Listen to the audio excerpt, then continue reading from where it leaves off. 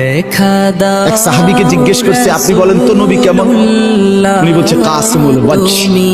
এক শব্দ বলছে, মানে হলো তিনি ছিলেন এমন যার প্রতিটা অঙ্গ, চোখ, নাক, কান, হাত, আঙ্গুল, ঠোঁট, প্রতিটা অঙ্গ যদি আলাদা আলাদা দেখি তাইলে সবচেয়ে সুন্দর, সারা অঙ্গ যদি একসাথে দেখি তাইলেও সবচেয়ে সুন্দর। ডেকে নাও তিনি আরেকজনকেও আমনে কোন, আরেক সাহাবী আমনে কোন তো নবী কেমন?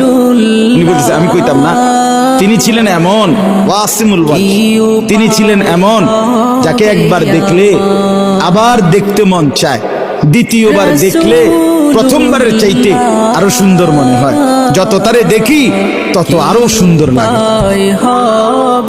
তিনি রাসূলুল্লাহ সাল্লাল্লাহু আলাইহি ওয়াসাল্লাম।